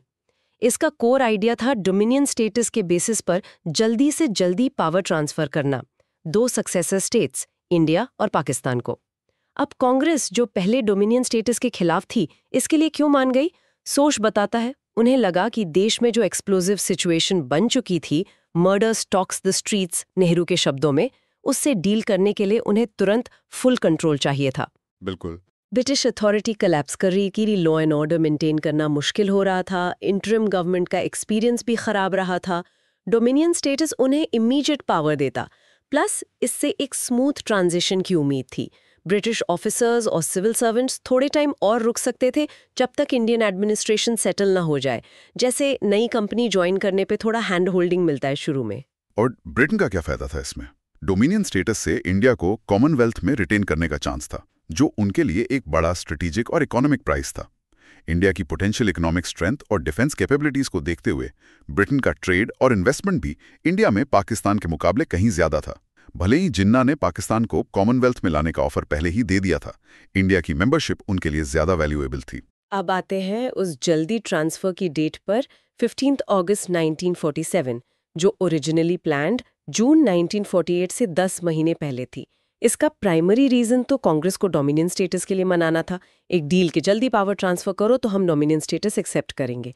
लेकिन इसका एक कन्वीनियंट साइड इफेक्ट ब्रिटेन के लिए ये था कि वो बिगड़ती हुई कम्युनल सिचुएशन की रिस्पॉन्सिबिलिटी से जल्दी पीछा छुड़ा सकते थे। हाँ, जैसे घर में आग लगी हो और लैंडलॉर्ड जल्दी से प्रॉपर्टी बेचकर निकल जाए। कुछ ब्रिटिश ऑफिशियल्स तो लिटरली खुश थे कि चलो बैग पैक करो और निकलो, इंडियंस को अपने हाल पर छोड़ दो। पटेल ने वाइसरॉय से कहा भी था, आप खुद तो गवर्न करेंगे नहीं और हमें भी गवर्न करने नहीं देंगे। एक सेंस ऑफ फ्रस्ट्रेशन था कि ब्रिटिश अथॉरिटी असर्ट्स नहीं कर रहे थे। जाती उनके चीफ ऑफ स्टाफ लॉर्ड इसमे को तो अगस्त 1947 भी टू लेट लग रहा था, तो ब्रिटिश पर्सपेक्टिव से शायद जल्दी निकलना ही लीस्ट बैड ऑप्शन था। लेकिन सोर्स इस इनएविटेबिलिटी के आर्ग्यूमेंट को क्वेश्चन करता है। हाँ, गवर्नमेंट अथॉरिटी इरोड हो रही थी, पर रिस्पॉन्सिबिलिटी विदाउट पावर वाली सिचुएशन अभी आई नहीं थी, बस आने वाली थी। ब्रिटिश अगर चाहते तो शॉर्ट टर्म में अपनी अथॉरिटी असर्ट कर सकते थे, वायलेंस को कंट्रोल कर सकते थे, जैसा कि कांग्रेस प्रेसिडेंट कृपलानी ने माउंटबैटन को पॉइंट आउट भी किया था। सिचुएशन विड्रॉल की नहीं बल्कि डिसाइसिव गवर्नेंस की मांग कर रही थी। रिस्पॉन्सिबिलिटी से इस तरह भागना कैलिस था ही, लेकिन जिस ब्रेकनेक स्पीड से ये सब किया गया उसने सिचुएशन को और भी ज्यादा बिगाड़ दिया। ये सिर्फ 72 दिन का टाइम टेबल, 3 जून को प्लान अनाउंस हुआ और 15 अगस्त को पावर ट्रांसफर, देश के पार्टीशन और पावर ट्रांसफर दोनों के लिए एब्सोल्युटली डिजास्टरस साबित हुआ। सिर्फ 72 दिन? हाँ, सीनियर ऑफिशियल्स जैसे पंजाब के गवर्नर जेनकिंस और आर्मी के कमांडर इन चीफ ऑकिनलेक का मानना था कि एक पीसफुल डिवीजन के लिए कम से कम कुछ साल चाहिए थे। यहाँ तो पार्टीशन काउंसिल को कुछ हफ्तों में सब कुछ डिवाइड करना था। सरकारी फाइल्स से लेकर रेलवे कैरेजेस, टाइपराइटर्स से लेकर लाइब्रेरी की किताबें तक, कोई प्रॉपर ट्रांजिशनल इंस्टीट्यूशनल स्ट्रक्चर्स नहीं बनाए गए जो पार्टीशन से उठने वाले कॉम्प्लेक्स इश्यूज को हैंडल कर सके। माउंटबैटन को उम्मीद थी कि वो दोनों देश के कॉमन गवर्नर जनरल बनकर एक ब्रिज का काम करेंगे, पर जिन्ना ने पाकिस्तान के लिए खुद ये पोजीशन मांग ली। इसलिए जो जॉइंट डिफेंस मशीनरी बनी भी वो इनफेक्टिव रही और दिसंबर 1947 तक कोलैप्स कर गई, जब तक कश्मीर में कॉन्फ्लिक्ट शुरू हो चुका था। और आखिर में सोर्स कहता है कि पंजाब में जो हॉरिफिक मैसेकर्स हुए पार्टीशन के दौरान, वो माउंटबैटन के लीडरशिप पर फाइनल इंडाइटमेंट हैं। उनके अपने क्लोज एड इसमें ने 16 सितंबर 1947 को अपनी वाइफ को लिखा, हमारा मिशन लगभग सक्सेस था। दुख है कि ये इतना भयानक और टोटल फेलियर में खत्म हुआ। ओह, इस ट्रेजेडी को बढ़ाने में 2 फैक्टर्स का बड़ा रोल था। दोनों माउंटबैटन के डिसीजंस थे। एक, जल्दी डेट फिक्स करना 15 अगस्त और दूसरा बाउंड्री कमीशन अवार्ड को अनाउंस करने में अनावश्यक देरी करना। बाउंड्री कमीशन की रिपोर्ट यानी रेडक्लिफ अवार्ड जो पंजाब और बंगाल की नई बाउंड्रीज डिसाइड करता था, वो 12 अगस्त तक रेडी थी। लेकिन माउंटबैटन ने डिसाइड किया कि इसे इंडिपेंडेंस डे के बाद अनाउंस किया जाएगा ताकि इसके फॉलआउट की रिस्पॉन्सिबिलिटी ब्रिटिश पर ना आए। ये क्या बात हुई? हाँ, सोचिए इससे कितनी केओस और अनसर्टेनिटी पैदा हुई होगी। इंडिपेंडेंस डे पर 15 अगस्त को पंजाब और बंगाल के बॉर्डर एरियाज में अजीब सीन्स थे। लाहौर और अमृतसर के बीच के गांवों में लोगों ने इंडिया और पाकिस्तान दोनों के झंडे लहराए क्योंकि उन्हें पता ही नहीं था कि वो किस देश में है। उन्हें लगा वो बॉर्डर के सही साइड पर है। और फिर अगली सुबह जब अवार्ड अनाउंस हुआ तो उन्हें पता चला कि वो रात भर में अपने ही घरों में फॉरेनर्स बन गए हैं। एक एडमिनिस्ट्रेटिव डिसीजन से उन्हें अपना घर बार छोड़ना पड़ेगा। The human cost of this delay was immense. Source में कुछ आर्मी ऑफिशियल्स के कंटेम्पररी व्यूज भी दिए गए हैं। पंजाब में उस वक्त पोस्टेड ब्रिगेडियर ब्रिस्टो का कहना था कि अगर पार्टीशन 1 साल के लिए टाल दिया जाता तो शायद पंजाब ट्रेजेडी अवॉइड की जा सकती थी। इंडियन आर्मी के पहले CNC आफ्टर 15 अगस्त जनरल लॉकहार्ट ने भी बाद में कहा, अगर सिविल सर्विसेज और आर्म्ड फोर्सेज का पर्सोनल इंडिपेंडेंस डे से पहले अपने रिस्पेक्टिव नए कंट्रीज में पोजीशंस ले लेते तो वाइड स्प्रेड डिसऑर्डर रोकने का बेहतर चांस होता। ये व्हाट इफ सोचना आज भी पेनफुल है। हाँ, हाइंडसाइट तो 2020 होता है, पर ये क्लियर है कि उस वक्त के प्रेशर में लिए गए डिसीजंस, खासकर जल्दी और रिस्पॉन्सिबिलिटी से बचने की कोशिश, ने ह्यूमन ट्रेजेडी को इमेंसली एम्पलीफाई कर दिया। हाँ, और ये सोर्सेज हाईलाइट करते हैं कि कैसे पॉलिटिकल कंपल्शंस, एडमिनिस्ट्रेटिव हेस्ट और शायद एक लेवल की कैलसनेस ने मिलकर उस दौर की इंसानी त्रासदी को शेप किया। इसके जो जख्म हैं वो आज भी सब कॉन्टिनेंट के प्रेजेंट और फ्यूचर को अफेक्ट करते हैं। बिल्कुल। तो ये थी इस दौर की कहानी, डिसीजंस का एक कॉम्प्लेक्स जाल, पर्सनालिटीज का क्लैश, हिस्टोरिकल फोर्सेस का इंटरप्ले जिन्होंने पार्टीशन और इस जल्दबाजी में किए गए पावर ट्रांसफर को अंजाम दिया। कॉन्सिक्वेंसेस कितने भयंकर थे ये हमने देखा। अब इससे जुड़े अगले पहलू पर नजर डालते हैं। चलिए आगे बढ़ते हैं। Okay, let's move our discussion forward. आज हम जिस सवाल पर गौर कर रहे हैं वो भारतीय इतिहास का एक बहुत ही पेचीदा और दुखद पहलू है। कांग्रेस ने आखिरकार भारत का विभाजन, पार्टीशन, क्यों और कैसे स्वीकार किया? हाँ, ये सवाल बहुत अहम है। मतलब देखिए, मुस्लिम लीग का इसे मांगना या अंग्रेजों का इसे मान लेना, ये तो एक हद तक समझ आता है। उनकी अपनी मजबूरियां थीं, अपनी चालें थी, अपना एजेंडा था। बिल्कुल, उनके अपने हित थे। लेकिन कांग्रेस, जो हमेशा एक अखंड भारत, वन इंडियन नेशन की बात करती थी, उसने देश का बंटवारा कैसे मान लिया? ये सवाल अक्सर पूछा जाता है और इसका जवाब सीधा नहीं है। बिल्कुल, खासतौर पर जब हम नेहरू और पटेल जैसे बड़े नेताओं की बात करते हैं जिन्होंने 3 जून प्लान को स्वीकार करने की वकालत की। हाँ, और फिर कांग्रेस वर्किंग कमेटी, CWC और AICC मतलब ऑल इंडिया कांग्रेस कमेटी ने भी इसके पक्ष में प्रस्ताव पास कर दिया। और सबसे चौंकाने वाली बात, गांधी जी, उन्होंने भी आखिर में इस पे अपनी मौन सहमति क्यों दे दी? ये समझना बहुत मुश्किल लगता है। हाँ, ये वाकई एक गहरा सवाल है। हाँ, एक आम धारणा तो यही चलती है, जैसा कि बिपिन चंद्रा की किताब भी इशारा करती है, कि नेहरू और पटेल को बस जल्दी सत्ता चाहिए थी, एक तरह की लस्ट फॉर पावर थी और उन्होंने लोगों को धोखा दिया। ये नैरेटिव काफी पॉपुलर है। और गांधी जी, वो बेचारे अकेले पड़ गए, उनके शिष्यों ने उन्हें अनदेखा कर दिया और वो अकेले ही सांप्रदायिक दंगों से लड़ते रहे। तभी तो माउंटबैटन ने उन्हें 1 मैन बाउंड्री फोर्स कह दिया था। पर क्या कहानी सिर्फ इतनी ही है? क्या मामला इतना सीधा था? देखिए, ये किताब हमें याद दिलाती है कि हकीकत कहीं ज्यादा कॉम्प्लेक्स है, पेचीदा है। 1947 में जो हुआ वो कांग्रेस की एक लॉन्ग टर्म फेलियर, एक लंबे समय से चली आ रही नाकामी का नतीजा था। अच्छा, लॉन्ग टर्म फेलियर किस तरह की? कांग्रेस मुस्लिम जनता को, मतलब आम मुसलमानों को, राष्ट्रीय आंदोलन, नेशनल मूवमेंट से पूरी तरह जोड़ नहीं पाई, एक दूरी बनी रही। हाँ, ये तो एक मुद्दा रहा है हमेशा। और दूसरी तरफ मुस्लिम कम्युनलिज्म, मुस्लिम सांप्रदायिकता की जो लहरें उठ रही थी, खासकर 1937 के बाद, उन्हें रोक पाने में कांग्रेस नाकाम रही। ये लहरें लगातार तेज होती जा रही थी, जैसे कोई सुनामी धीरे धीरे किनारे की तरफ बढ़ रही हो और कोई उसे रोक नहीं पा रहा। मतलब ये कोई रातों रात लिया गया फैसला नहीं था, बल्कि सालों की नाकामियों का क्लाइमैक्स था। जैसे किसी इमारत में दरारें पड़ रही हों और सब देख रहे हों पर कुछ कर ना पाएं और आखिरकार वो ढह जाएं। एग्जैक्टली, बिल्कुल सही कहा आपने। 1946 के इलेक्शंस में ये नाकामी साफ तौर पर दिखी। मुस्लिम लीग ने लगभग 90% मुस्लिम सीटें जीत ली। 90%? ये तो बहुत बड़ा आंकड़ा है। हाँ, ये एक तरह से जनता का फैसला था। कम से कम मुस्लिम मतदाताओं के एक बहुत बड़े हिस्से का तो यही रुझान था। किताब का तर्क है कि जिन्ना के खिलाफ जंग तो 1946 की शुरुआत में ही हारी जा चुकी थी। ओह, मतलब हार तो पहले ही तय हो गई थी। एक तरह से हाँ, लेकिन हार मानी गई आखिरी भयानक लड़ाई के बाद। वो लड़ाई जो कलकत्ता और रावलपिंडी की गलियों में लड़ी गई और नोआखली और बिहार के गांवों में भीषण खून खराबे के बाद। उफ।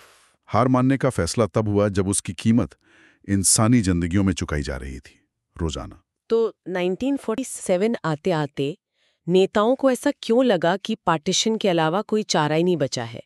क्या हालात वाकई इतने बिगड़ गए थे? क्या सच में कोई और ऑप्शन नजर नहीं आ रहा था उन्हें? हाँ, जून 1947 तक कांग्रेस नेताओं को लगने लगा था कि सिर्फ तुरंत सत्ता का हस्तांतरण, immediate transfer of power, he Muslim league के डायरेक्ट एक्शन और उससे फैले सांप्रदायिक दंगों को और बढ़ने से रोक सकता है। ये दंगे तो अगस्त 1946 से ही चल रहे थे ना? हाँ, लगातार चल रहे थे, रुकने का नाम नहीं ले रहे थे। स्थिति ऐसी बन गई थी जैसे किसी शहर में भयानक आग लगी हो और फायर ब्रिगेड को लगे कि अब एक हिस्से को काटकर अलग करना ही होगा, वरना पूरा शहर जल जाएगा।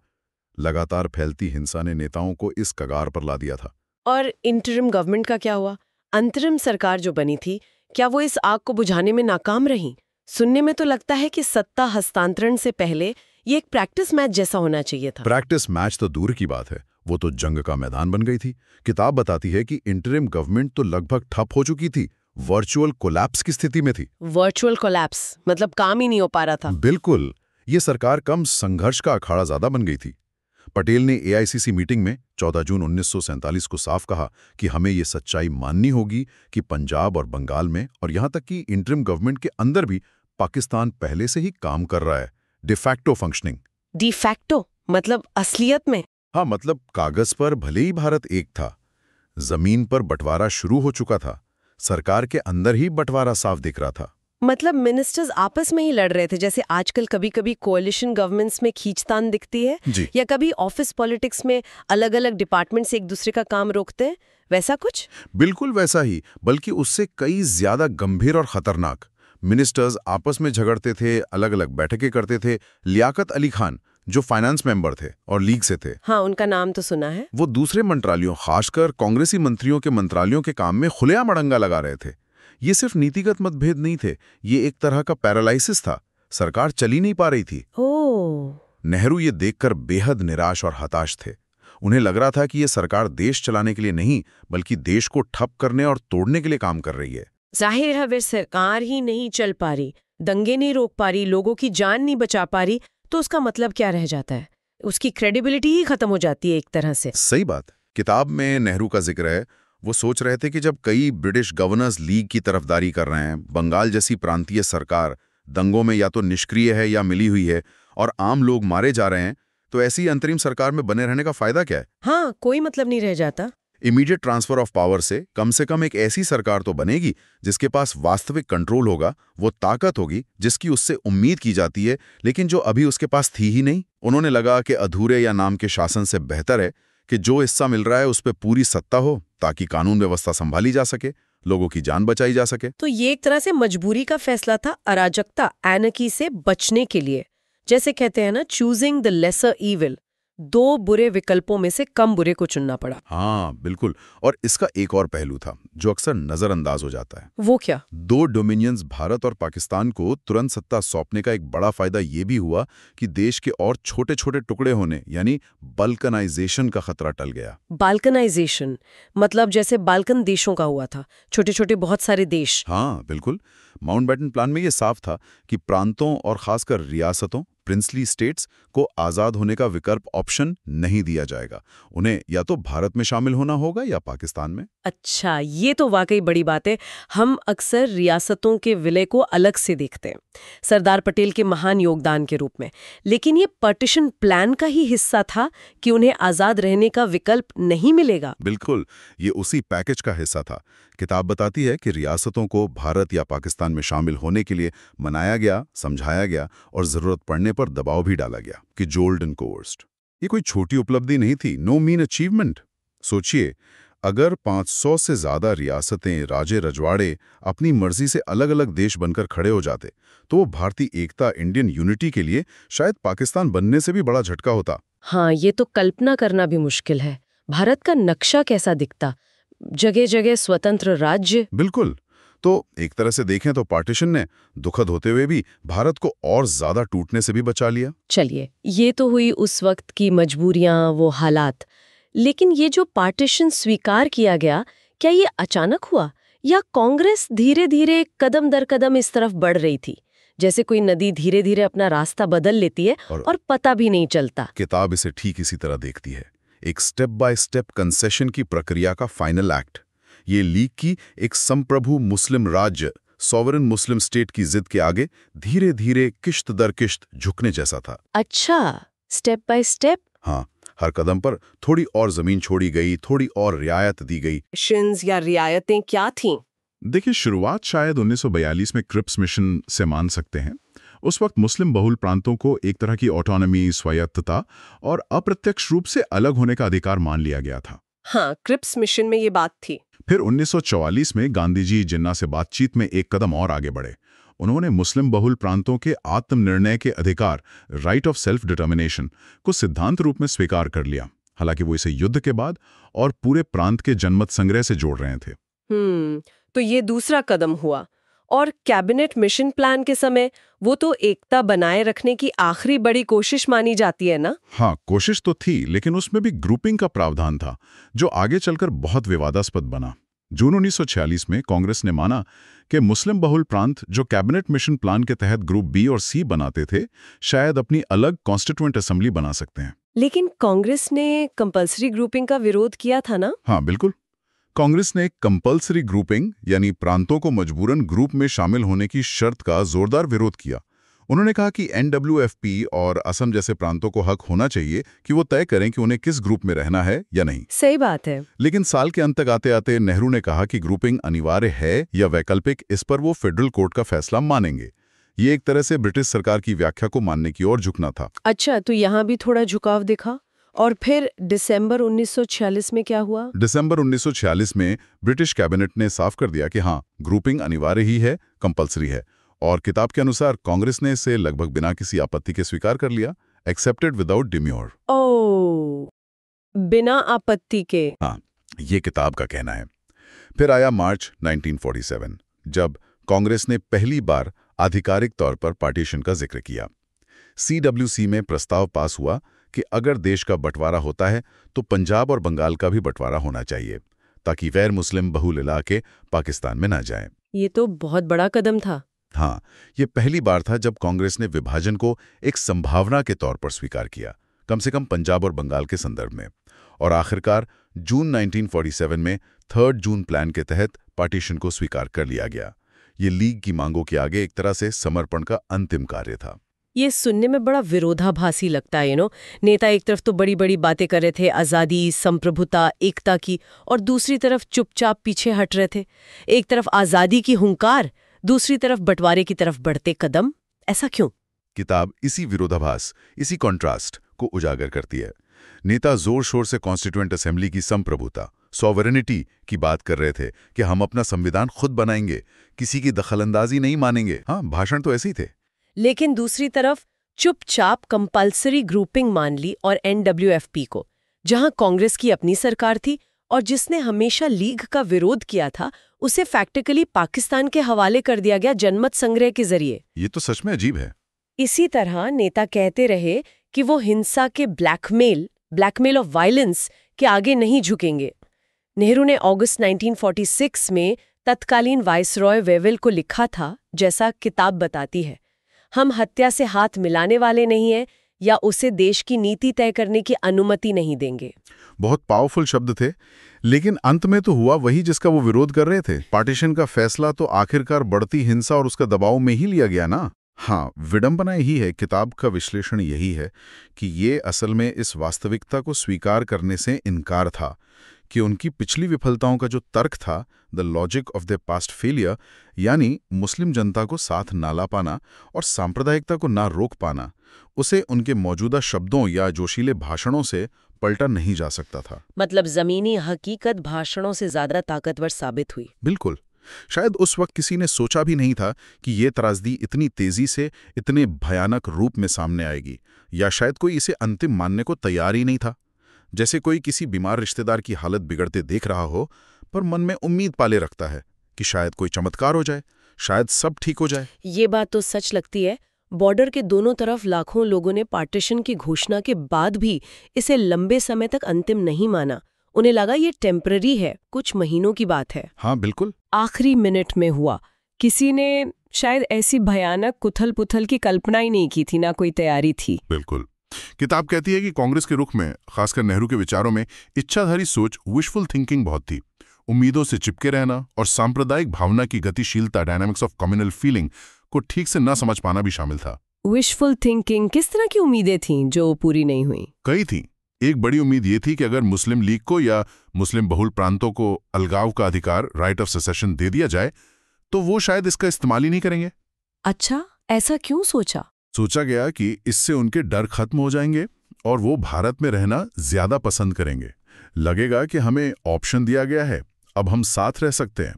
लेकिन ये समझने में भूल हुई कि 1940 के दशक के मध्य में जो दिख रहा था वो 1920 या 30 के दशक वाली सांप्रदायिकता नहीं थी, जब मुख्य रूप से अल्पसंख्यक डर, माइनॉरिटी फियर्स को हवा दी जा रही थी।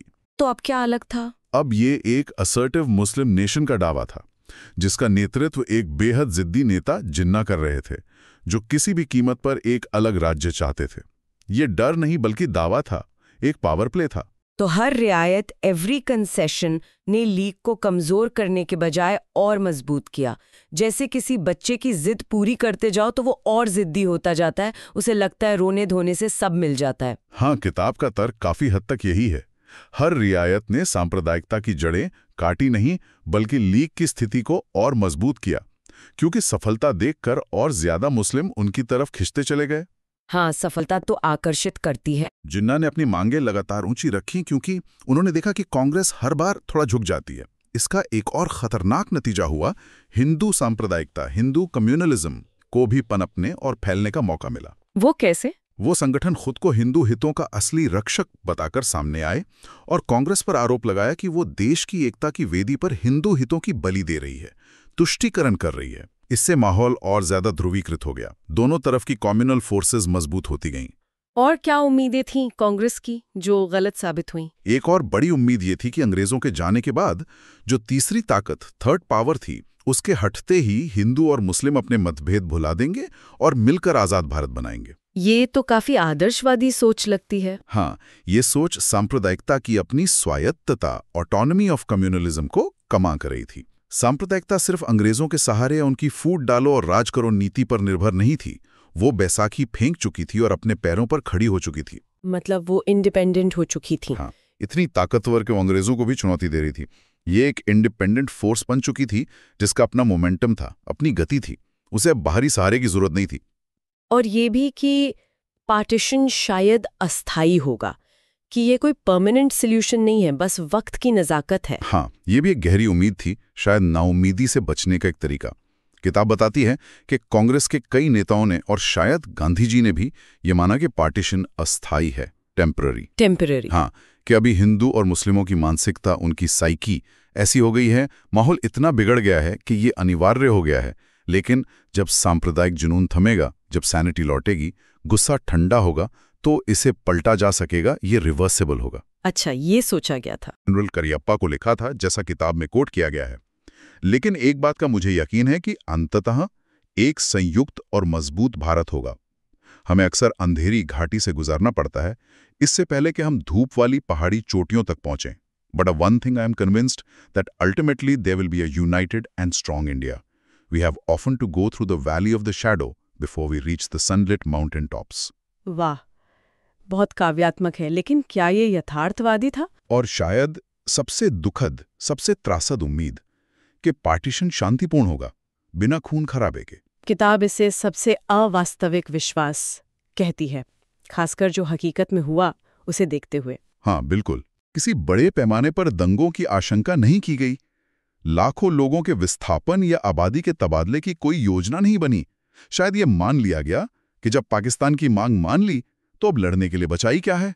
ये तो बहुत बड़ी भूल थी। हाँ, अगस्त 1946 से लगातार भयानक दंगों के बावजूद नेहरू और अन्य नेता शायद अपने लोगों की बुनियादी अच्छाई में विश्वास करते रहे। उम्मीद थी कि एक साफ surgical cut, a clean surgical cut से ये पागलपन, ये नफरत दूर हो जाएगी। लेकिन ऐसा हुआ नहीं। बिल्कुल नहीं। शरीर यानी समाज इतना बीमार था और बंटवारे के लिए इस्तेमाल किए गए औजार यानी प्रशासन और राजनीतिक प्रक्रिया इतने संक्रमित, इन्फेक्टेड थे कि ऑपरेशन भयानक रूप से बिगड़ गया, टेरेबली बॉची। पार्टीशन अपने साथ वो भयावहता लाया जो उससे पहले हुई भयावहता से भी कहीं ज्यादा बदतर थी। ये शायद सबसे बड़ी मिसकैलकुलेशन साबित हुई। अब आते हैं गांधी जी पर। किताब कहती है कि उनकी नाखुशी और लाचारी, हेल्पलेसनेस के बारे में अक्सर लिखा जाता है। ये भी कहा जाता है कि वो कांग्रेस के फैसलों से अलग थलग पड़ गए थे और अपने शिष्यों नेहरू और पटेल की निंदा इसलिए नहीं कर पाए क्योंकि वो सत्ता के लालच में आ गए थे। क्या वाकई यही वजह थी कि गांधी जी इतने लाचार दिखे? देखिए, किताब इस व्याख्या से सहमत नहीं है। उसका तर्क है कि गांधी जी की लाचारी का मूल कारण न तो जिन्ना की जिद थी, न ही उनके शिष्यों का कथित सत्ता का लालच। तो फिर क्या था? बल्कि उनके अपने लोगों का, यानी आम हिंदुओं और सिखों का भी बड़े पैमाने पर सांप्रदायिकरण, कम्युनलाइजेशन ऑफ हिज पीपल हो जाना था। ये सबसे कड़वी सच्चाई थी जिसे गांधी जी शायद सबसे ज्यादा गहराई से महसूस कर रहे थे। मतलब कि जनता का एक बड़ा हिस्सा, जिसमें कांग्रेस के समर्थक हिंदू और सिख भी शामिल थे, वो खुद पार्टीशन चाहने लगा था, दंगों के बाद, हिंसा के बाद। गांधी जी ने खुद 4 जून 1947 को अपनी प्रार्थना सभा में ये समझाया, जैसा किताब में दर्ज है। ये मांग इसलिए मानी गई है क्योंकि आपने इसे मांगा था। कांग्रेस ने इसे कभी नहीं मांगा, लेकिन कांग्रेस लोगों की नब्ज, पल्स ऑफ द पीपल महसूस कर सकती है। उसने महसूस किया कि खालसा और हिंदू भी यही चाहते थे। उन्होंने खुद कहा ये। हाँ, ये गांधी जी के शब्द हैं। The demand has been granted because you asked for it. The Congress never asked for it, but the Congress can feel the pulse of the people. It realized that the Khalsa as also the Hindus desired it. किताब के अनुसार ये हिंदुओं और सिखों की partition की बढ़ती इच्छा थी, खासकर पंजाब और बंगाल में हुए दंगों के बाद के माहौल में, जिसने गांधी जी को अप्रभावी, एक तरह से शक्तिहीन बना दिया था। क्योंकि जब उनके अपने ही लोग, जिन पर उन्हें भरोसा था, वो ही दूसरी दिशा में जा रहे थे, तो वो अकेले क्या करते? बिल्कुल, क्योंकि मुसलमान तो उन्हें पहले से ही अपना दुश्मन मानते थे, या कम से कम उन पर भरोसा नहीं करते थे, खासकर लीग के प्रभाव में। हाँ, लीग ने यह प्रोपेगेंडा फैलाया था। तो एक जन नेता, अ मास लीडर, उस जनता के बिना क्या कर सकता था जो उसकी पुकार पर चलती थी? वो उन लोगों के भरोसे जो खुद सांप्रदायिक भावनाओं में बह गए थे, सांप्रदायिकता से लड़ने के लिए एक नया आंदोलन कैसे खड़ा करते? ये असंभव था। वो नेताओं की सलाह को ठुकरा सकते थे, जैसा उन्होंने 1942 में किया था, जब उन्हें लगा था कि भारत छोड़ो आंदोलन का सही समय है, चाहे बाटी नेता हिचकिचा रहे हों। हाँ, तब उन्होंने अपनी बात मनवाई थी। लेकिन वो एक स्थिति बना क्रिएट अ सिचुएशन नहीं कर सकते थे, जैसा उन्होंने अपने सहयोगी निर्मल कुमार बोस से बहुत ईमानदारी से कहा, जब बोस ने उनसे नेतृत्व संभालने और पार्टीशन रोकने का आग्रह किया। वो हालात पैदा नहीं कर सकते थे, वो बस मौजूदा हालात को दिशा दे सकते थे। उनकी अपनी क्षमता क्या थी? उनके अपने शब्दों में वो खुद को इस मुश्किल घड़ी में कैसे देखते थे? किताब के अनुसार गांधी जी मानते थे कि उनकी विशेष क्षमता थी सहज रूप से महसूस करना कि जनता के दिलों में क्या हलचल हो रही है, और जो पहले से मौजूद था उसे आकार देना। अच्छा। 1947 में उन्हें जनता के दिलों में ऐसी कोई अच्छाई की ताकतें, फोर्सेस ऑफ गुड या सकारात्मक भावनाएं नहीं दिख रही थीं जिन्हें वो पकड़कर एक कार्यक्रम बना बिल्डअप अ प्रोग्राम सकें। मतलब माहौल बहुत नकारात्मक हो गया था। हाँ, उन्होंने कहा, आज मुझे ऐसे किसी स्वस्थ भावना का कोई संकेत नहीं दिख रहा है, और इसलिए मुझे तब तक इंतजार करना होगा जब तक समय ना आए। वो एक तरह से सही मौके का, माहौल बदलने का इंतजार कर रहे थे। लेकिन जैसा आपने कहा, राजनीतिक घटनाक्रम तो किसी का इंतजार नहीं करते, समय कहाँ रुकता है? बिल्कुल नहीं। माउंटबैटन प्लान सामने आ गया। गांधी जी ने दंगों से देश के चेहरे पर लगे बदसुलग घावों में और इंटरिम गवर्नमेंट की जकड़न, उसकी रिगर मोर्टिस में पार्टीशन की अनिवार्यता, इनएविटेबिलिटी को देख लिया था। वो लाचार थे। तो उन्होंने एआईसीसी मीटिंग में क्या किया? वो 14 जून 1947 को एआईसीसी की बैठक में गए और कांग्रेसियों से अपील की कि मौजूदा परिस्थितियों में, गिवन सर्कमस्टेंसेस में, इसे एक दुखद लेकिन अनिवार्य आवश्यकता के रूप में स्वीकार करें। लेकिन साथ ही ये भी कहा कि लंबे समय में, लॉन्ग रन, इसे अपने दिलों में स्वीकार न करके इससे लड़ें। मतलब हार मान लो पर लड़ाई जारी रखो। एक तरह से हाँ, यह हार मानने जैसा था, पर साथ ही भविष्य की लड़ाई जारी रखने की अपील भी थी। ये तत्कालिक मजबूरी थी, स्थायी स्वीकारोक्ति नहीं। उन्होंने खुद इसे कभी दिल से स्वीकार नहीं किया। नहीं, कभी नहीं। उन्होंने नेहरू की तरह ही अपने लोगों की बुनियादी अच्छाई में अपना विश्वास बनाए रखा, भले ही वो लोग उस वक्त सांप्रदायिकता की आग में झुलस रहे थे। उन्होंने वही रास्ता चुना जो वो हमेशा चुनते थे, अकेला रास्ता। अकेला रास्ता। हाँ, नोआखली के गांवों में नंगे पैर घूमना, दंगा पीड़ितों के आंसू पोंछना, बिहार में मुसलमानों को अपनी उपस्थिति से विश्वास दिलाना और कलकत्ता में आमरण अनशन की धमकी देकर दंगों को रोकना। रविंद्रनाथ टैगोर का वो गीत एकला चलो रे उनका पसंदीदा था। यदि कोई तुम्हारी पुकार पर ध्यान न दे तो अकेले चलो, अकेले चलो। हाँ, बहुत मशहूर गीत है। उन्होंने वही किया। वो अकेले ही उस आग को बुझाने निकले जो पूरे देश में फैल चुकी थी। और फिर आया 15 अगस्त 1947, आजादी और विभाजन की वो दोहरी हकीकत। एक तरफ खुशी, दूसरी तरफ असहनीय गम। हाँ, किताब बहुत मार्मिक ढंग से बताती है कि उस दिन भी हमेशा की तरह गांधी जी और नेहरू ने मिलकर भारतीय लोगों की मिश्रित भावनाओं को दर्शाया। गांधी जी कलकत्ता में थे, जहां आजादी के जश्न के बीच भी दंगे भड़क उठे कर रहे थे। उनकी करीबी अनुयायी मृदुला साराभाई उस वक्त बॉम्बे में कहीं एक कमरे में एक बेघर अपहरण 15 साल की लड़की को सांत्वना दे रही थी। कितना दुखद है ये। गांधी जी की प्रार्थनाएं और मृदुला का काम उस अंधेरे का प्रतिबिंब थे जो आजादी के उजाले के साथ चल रहा था। हत्याएं, अपहरण, बलात्कार, लाखों लोगों का उजड़ना। और नेहरू, दिल्ली में उनका वो प्रसिद्ध भाषण ट्रिस्ट विद डेस्टिनी। हाँ, नेहरू की नजरें क्षितिज पर थीं, आने वाले उजाले पर, नई सुबह पर, आजाद भारत के जन्म पर। उनके वो यादगार शब्द, आधी रात के स्ट्रोक पर, जब दुनिया सोती है, भारत जीवन और स्वतंत्रता के लिए जागेगा। At the stroke of the midnight hour, when the world sleeps, India shall awake to life and freedom. आज भी रोंगटे खड़े कर देते हैं ये शब्द। और बहुत साल पहले हमने भाग्य के साथ एक वादा किया था, ट्राइस्ट विद डेस्टिनी। ये शब्द लोगों को याद दिला रहे थे कि आज का उनका गुस्सा, उनका दर्द, उनका भ्रम ही एकमात्र सच्चाई नहीं है। एक बड़ी सच्चाई भी है, एक गौरवशाली संघर्ष की सच्चाई। हाँ, आजादी की लड़ाई की सच्चाई। जो कड़ी मेहनत से लड़ा गया और जीता गया, जिसमें अनगिनत शहीद हुए और लाखों लोगों ने बलिदान दिया, सिर्फ उसे एक दिन का सपना देखते हुए जब भारत आजाद होगा। वो भविष्य की ओर देख रहे थे, उम्मीद जगा रहे थे। और वो दिन आ गया था, तमाम मुश्किलों और त्रासदियों के बावजूद। हाँ, वो दिन आ गया था।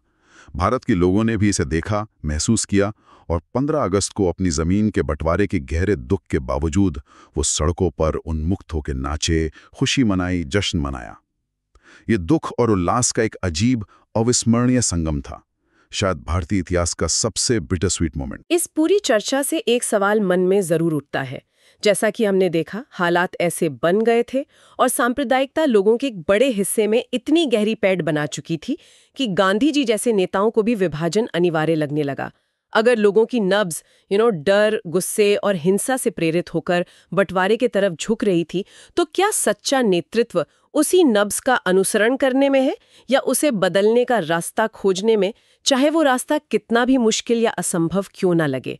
ये सोचने वाली बात है कि संकट के समय लीडरशिप का असली रोल क्या होता है, हवा के साथ बहना या हवा का रुख मोड़ने की कोशिश करना। ये बहुत गहरा सवाल है जिस पे शायद आज भी सोचने की जरूरत है। तो ये थी हमारी आज की गहरी पड़ताल बिपिन चंद्रा की किताब इंडिया स्ट्रगल फॉर इंडिपेंडेंस के अध्याय 37 फ्रीडम इन पार्टीशन पर। उम्मीद है आपको ये चर्चा उपयोगी लगी होगी। ऐसे ही और विश्लेषणों के लिए आप हमारे साथ जुड़े रह सकते हैं। धन्यवाद। जय हिंद।